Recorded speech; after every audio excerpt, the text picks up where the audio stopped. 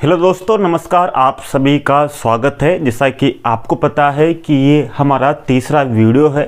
इस वीडियो के माध्यम से आपके एक टॉपिक गुप्तकाल संपूर्ण रूप से पूरा हो जाएगा। गुप्तकालीन साहित्य हमें किस तरह से याद करना है और क्या क्या याद करना है, एक एक पर्सन के आसपास के जितने भी क्वेश्चन बनते हैं उनको अच्छे से याद करेंगे और सीखेंगे कि आगामी भर्ती में किस तरह से आपके प्रश्न बनने की संभावना है। पहले हम देखेंगे कि आपके किस तरह से प्रश्न पूछे गए। हमने गुप्तकालीन जो दशावतार मंदिर थे, यानी कि जो आपकी कला थी, जो आपकी चित्रकला थी, जो स्थापित थे मंदिर, वो सब आपके दूसरे वाले वीडियो में कंप्लीट करा दिए हैं। अब इस वीडियो में हम साहित्य के बारे में देखेंगे। 2022 में आपके 3 प्रश्न आपके साहित्य से पूछे गए। जैसा कि हमें ध्यान रखना होगा कि हम बहुत सी बार क्या करते हैं, कालिदास की रचनाएं और नाटकों को एक में ही याद कर लेते हैं कि कालिदास की रचनाएं कौन कौन सी हैं, जबकि देखा जाता है कि कालिदास की रचनाएं यानी कि काव्य अलग है और नाटक अलग है। तो इसमें 2 क्वेश्चन पूछे गए थे। एक तो कालिदास का नाटक कौन सा नहीं है और कौन सी रचना कालिदास की नहीं है, दोनों में नहीं पूछा गया था। और एक क्वेश्चन पूछा गया था आपके कीर्तार्जुनीयम किसके द्वारा लिखित है। तो हमें यही देखना है कि कौन कौन क्या है। पहले कालिदास महत्वपूर्ण है और ये कीर्तार्जुनीयम ही क्यों पूछा गया, इसका भी कारण है। तो अब आगामी भर्ती में आपके किस तरह से क्वेश्चन पूछेंगे वो देखेगा।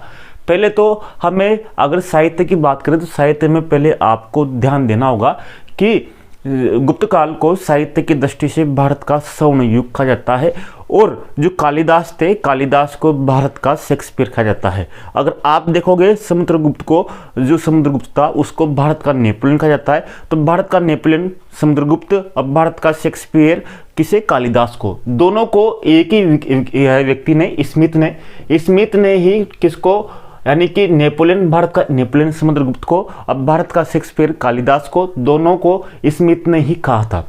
ठीक है, ये समझ में आ गया होगा आपको। इसके बाद में अगर गुप्तकाल की बात करें तो गुप्तकाल में ही जितने भी अभी वेद है या आपके जो पुराण है, रामायण है, महाभारत है, सबका अंतिम रूप से संकलन इसी काल में हुआ था। रामायण हो गया, महाभारत हो गई या पुराण हो गए।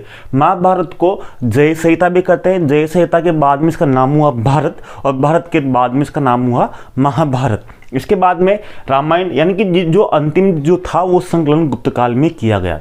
कालिदास की बात करते हैं।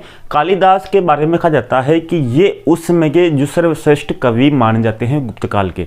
गुप्तकाल में अगर बात करें तो कालिदास भारत के ऐसे प्रथम व्यक्ति है, भारत के प्रथम ऐसे व्यक्ति है जिनकी रचनाओं को यूरोपीय भाषा में सर्वप्रथम अनुवादित किया गया। प्रथम यूरोपीय भाषाओं में कौन से ऐसे कवि थे जिनको सर्वप्रथम अनुवादित किया गया, तो कालिदास को अनुवादित किया गया। आप लिख लेना, मैं बोल रहा हूं तो आप वीडियो की स्पीड कम करके या ज़्यादा करके इसको देख सकते हैं, ताकि आप नोट्स बनाते जाइए, आप लिखते जाइए। इस बार मैं कोशिश करूंगा कि आपके पूरा संपूर्ण रूप से यूट्यूब के माध्यम से आपके एक एक चीज़ आसपास जितने भी क्वेश्चन है उनको कंप्लीट कराते चलूँ और आपके रोज़ एक वीडियो इसका आएगा फर्स्ट ग्रेड का, यानी कि डेली, ताकि मैं एक वीडियो में आपको कंप्लीट, यानी कि अभी आपके पास बहुत समय है और समय के अनुसार आप पूरा इसको देखेगा और समझेगा।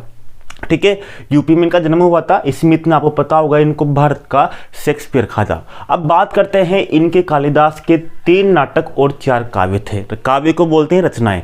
रचनाओं में 4 रचनाएं थी और 3 नाटक थे। और नाटक की बात करें, नाटक हमेशा व्यक्तियों के पात्रों के ऊपर ही लिखे जाते हैं, यानी नाटक की जो रचना होती है वह व्यक्तियों या पात्रों के ऊपर ही होती है। जैसे कि आप देखोगे जो नाटक है उनको कैसे अलग करोगे, आप देखेगा आपकी क्वेश्चन पूछा गया था कौन सा नाटक कालिदास का नहीं है, तो इसमें 3 नाटक दे दिया था और 1 रचना देती थी। तो आपको नाटक कैसे, जैसे नाटक देखोगे 3 नाटक, मालविका, मित्र, विक्रमोर्वशीयम, अभिज्ञान शाकुंतलम, तो इन तीनों में ही आपको नाम का आभास होगा। जैसे मालविका, मित्रम ने मालविका नाम हो रहा है, विक्रमोर्वशीय में विक्रम और उर्वशी का नाम आपको ध्यान आ रहा है।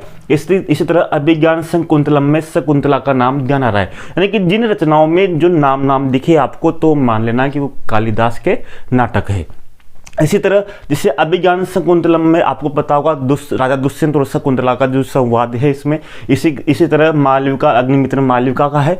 इसी तरह विक्रमोर्वशीय में उर्वशी का है। तो ये तीनों नाटक यानी कि तीनों नामों पर है। इसी तरह आपके 4 काव्य है। अगर काव्य आपको याद करने हैं तो इस तरह से याद कर सकते हैं। रघुवंशम, रघुवंशम का मतलब है कि राम रघुवंशी थे, तो राम रघुवंश के समय यानी रघुवंशम के समय उनके साम्राज्य में एक भी दास नहीं था। रघुवंशम के समय एक भी दास, कालिदास में पीछे क्या आ रहा है, दास यानी कि रघुवंशम, रघुवंशम के समय एक भी दास नहीं था। तो रघुवंशम किसकी रचना है, कालिदास की। इसी तरह अगर कुमार संभव हो गया, मेघदूत हो गया, ऋतुसंहार हो गया। आपको पता होगा वर्षा ऋतु में, ऋतु यानी कि वर्षा ऋतु में जो मेघ आते हैं वो मेघों का कलर कैसा होता है, यानी कि काला होता है, कैसा होता है, यानी कि ऋतुओं में जो मेघों का जो कलर होता है कैसा होता है, कालिदास में क्या है, काली, तो काला यानी कि मेघों का रंग कैसा होता है, काला होता है। किस ऋतु में, ऋतु यानी कि मेघदूत और ऋतुसंहार किसके हैं, कालिदास के हैं। इस तरह से आपको इनको ध्यान रखना है। अगली जो रचनाएं मैं आपको याद कराने की कोशिश करूंगा जो आपकी इंपॉर्टेंट है, जो इस बार आपकी पूछी जा सकती है, जैसे मर्चकटिगम। मर्चकटिगम जो है किसकी है, शूद्रक की है। अब मर्चकटिगम कैसे याद करोगे, आपको पता होगा चंद्रगुप्त मौर्य यानी कि जो मौर्य वंश का संस्थापक था चंद्रगुप्त मौर्य, उसको इस मर्चकटिगम में कहा गया, इस रचना में कहा गया कि वह शूद्र था। कैसा था, वो शूद्र था। या फिर आपके देवी चंद्रगुप्तम या मुद्रा विशाखादत्त थी, उसमें भी लिखा गया। तो मर्चकटिगम में रचना में कहा गया कि कौन, चंद्रगुप्त मौर्य कौन था, शूद्र वंश का था। तो शूद्र वंश का था किस रचना में, मर्चकटिगम में। तो मर्चकटिगम किसकी रचना है, शूद्रक की। शूद्रक तो किसने लिखी, मर्चकटिगम, शूद्रक ने लिखी। अब मर्चकटिगम का जो शाब्दिक अर्थ होता है, पूछ सकते हैं आपके, उसका शाब्दिक अर्थ होता है मिट्टी का खिलौना। ठीक है, आपको समझ में आ रहा होगा, आपको याद हो रहा होगा, आपको नोट्स बनाने हैं, आपको ट्रिक लिखनी है ताकि आपके दिमाग में एक बार छप जाए। इसके बाद में मुद्रा राक्षस और देवी चंद्रगुप्तम, यानी कि जैसा मुद्रा राक्षस में क्या रहा है, राक्षस, और देवी में क्या है, देवी चंद्रगुप्तम। राक्षस आपको पता होगा, जो राक्षस होते हैं उसके विशाल दांत होते हैं, क्या होते हैं, दांत बाहर निकले रहते हैं। तो विशाखा दत्त, विशाल दत्त से दांत, यानी कि राक्षस के विशाल दांत होते हैं मुद्रा राक्षस और देवी। राक्षस और देवी दोनों किसकी रचना है, विशाल दत्त की रचनाएं हैं। आगे पंचतंत्र यानी कि विष्णु शर्मा, आपको पता होगा पंचतंत्र यानी कि 5 रचनाओं का समूह है जिसको बोलते हैं पंचतंत्र। अगर पंचतंत्र की बात करूं तो पंचतंत्र ऐसा जो ग्रंथ है जो बाइबल के बाद में विश्व का दूसरा सर्वाधिक पढ़ा जाने वाला ग्रंथ है। कौन सा, पंचतंत्र, यानी कि इस पे आप विशेष ध्यान रखना। अब पंचतंत्र को कैसे याद करोगे, विष्णु भगवान है, विष्णु भगवान को जो एक तरह से उपासना करने के लिए तंत्र मंत्र बोले जाते हैं पंचतंत्र, यानी कि तंत्र मंत्र बोले जाते हैं विष्णु को। कीर्तार्जुनियम क्या है, कीर्तार्जुनियम आपको पता हो, किरात और अर्जुन के मध्य का जो युद्ध के मध्य जो संवाद है, युद्ध है, उसके बारे में एक ग्रंथ लिखा हुआ है। किरातर्जुनियम, किरात आपको पता होगा, किरात एक अवतार थे शिव भगवान का, यानी कि शिव भगवान का जो 16वां अवतार कौन सा था, शिव भगवान का किरात का था। और अगर आपको पता होगा कि भगवान शिव के टोटल कुल मिलाकर 19 अवतार हुए, 19 अवतार में किरात का कौन सा था, 16 अवतार था। और अर्जुन के बीच में युद्ध हुआ था, और युद्ध के बीच में इस भारवी ने इस अच्छे से इसका वर्णन किया है कीर्तार्जुनियम। तो आपको यहाँ पूछा गया था कीर्तार्जुनियम किसके द्वारा लिखा गया, तो भारवी के द्वारा लिखा गया था। अमरकोश अमर सिंह के द्वारा लिखा गया। अमरकोश संस्कृत का महाकाव्य भी कहा जाता है, यानी कि शब्दकोश भी कहा जाता है। संस्कृत का शब्दकोश किसको, अमरकोश को कहा जाता है। कामसूत्र वात्स्यायन और फो क्योंकि ये चीनी यात्री था, जिसे आपको पता होगा। फो क्योंकि फायान ने कहा था, फायान ने ये भी कहा था गुप्त साम्राज्य के बारे में, चंद्रगुप्त जो था उसके बारे में कहा गया था कि उस समय कोई भी यानी कि जिसे किवाड़ नहीं लगते थे, ताले नहीं लगते थे दीवारों पर, यानी कि रात में भी जो घर थे उन घरों के जो ताले थे वो खुले रहते थे। किसी तरह के डकैतों की, चोरों की कोई समस्या नहीं थी। तो फो क्योंकि फायान की थी, कामसूत्र वात्स्यायन की थी। तो आपको समझ में आ गया होगा।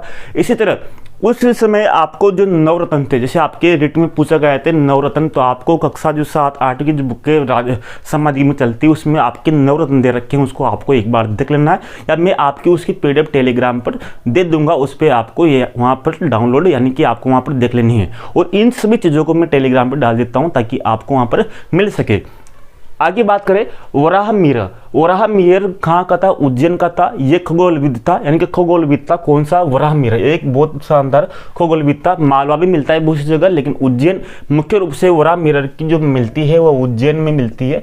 उज्जैन महाकाल की नगरी, महाकाल की नगरी का रहने वाला था वराहमिहिर। वराहमिहिर से वर्द सही था, और किसकी, पंचसिद्धि का, पंचसिद्धि का वर्द सही था। किसकी रचना है, वराहमिहिर की रचना है। ब्रह्मगुप्त जालौर के बीन माल के थे, और इनके बारे में कहा जाता है कि इन्होंने सूर्य सिद्धांत भी दिया था, इन्होंने गुरुत्वाकर्षण सिद्धांत भी दिया था, जो न्यूटन ने कहा है कि उसे ऊपर से कैसे नीचे गिरते हैं। तो इन्होंने ब्रह्मगुप्त ने ही सर्वप्रथम गुरुत्वाकर्षण का नियम दिया था भारत में। और ब्रह्मगुप्त जालौर के बीन माल के रहने वाले थे, और इनके दो ग्रंथ तो आपको ध्यान रखना ही है, ब्रह्म से ब्रह्म स्फुट सिद्धांत और खंड खादिका, ये आपको ये ध्यान रखना है। खंड खादिका कौन से, ब्रह्मगुप्त की है, और वर्द से आपको ध्यान रखनी है। इसी तरह भास्कर प्रथम के महाभास्कराय, लघु भास्कराय और आर्यभट्ट टेम्पर टीका, आर्यभट्ट टेम्पर टीका। भास्कर द्वितीय यानी कि भास्कर सेकंड, अपन बोल सकते हैं सेकंड, ठीक है, ये सेकंड नहीं बोल सकते अपन सेकंड। अब सेकंड में आगे क्या है, स, और सिद्धांत शिरोमणि में भी क्या आगे, स। तो सिद्धांत शिरोमणि किसकी रचना है, तो आपको ध्यान रखना है भास्कर प्रथम में स नहीं है, केवल भास्कर सेकंड में स है। तो सिद्धांत शिरोमणि सेकंड की है, किसकी, भास्कर सेकंड की रचना है, न कि प्रथम की। सिद्धांत में आगे स है तो सेकंड में भी स है। तो सिद्धांत शिरोमणि बहुत सी बार कंफ्यूज होते हैं कि बहुत अच्छी रचना है ये सिद्धांत शिरोमणि, तो इसके बार बार आपको पूछा नहीं संभावना है, और इसमें आप गलती करोगे कि इसमें प्रथम आएगा या सेकंड आएगा। तो आपको ध्यान रखना सेकंड में स की आवाज है, और सिद्धांत शिरोमणि में भी सेकंड की स की आवाज है। तो सिद्धांत शिरोमणि किसकी रचना थी, भास्कर द्वितीय की। इसके बाद में आपके नागार्जुन है। नागार्जुन के बारे में कहा जाता है कि रासायन शास्त्र के ज्ञाता थे, रासायनिक विज्ञान के जनक तो अलग कहा जाता है, लेकिन जो रासायनिक जो रस, विभिन्न प्रकार के जो पारे के रस या लोहे मंगत्र, ये अलग अलग रचनाएं नागार्जुन की थी। नागार्जुन की एक बहुत अच्छी किताब थी रसेंद्र मंगल। रसेंद्र मंगल आपको ध्यान रखनी है नागार्जुन की कौन कौन सी है। ये आपके मुख्य रूप से आपके मुख्य साहित्य हो गए जो गुप्त काल में लिखे गए थे, तो इनको आपको अच्छे से याद करना है। इसमें से आपके एक या दो क्वेश्चन तो आराम से आएंगे, तो इनको अच्छे से नोट्स बनाना है आपको या लिखना है। तो मैं आपको डेली एक एक बताता रहा हूँ। आगे अगले जो चैप्टर आएगा नंबर 4, उसमें दूसरा अगला जो ये गुप्त काल खत्म हो चुका है, तो अगला वीडियो उस पर आएगा। और आपके जो षड दर्शन है, जैसे न्याय दर्शन, वैशेषिक दर्शन, जो आपके पूर्व मीमांसा, उत्तर मीमांसा, इनके बारे में आप देख लेना, क्योंकि इनके बारे में पूछ लेते हैं बहुत से बार षड दर्शन कौन कौन से हैं। या फिर आपके जो चंद्रगुप्त समय के जो नवरत्न थे, उन नवरत्न के बारे में पूछ सकते हैं। तो दो चीज़ें आपको ध्यान रखनी है, तो षड दर्शन के बारे में, एक चंद्रगुप्त मौर्य के नवरत्न के बारे में। उम्मीद है कि आपको ये समझ में आया होगा। धन्यवाद, नमस्कार, जय हिंद।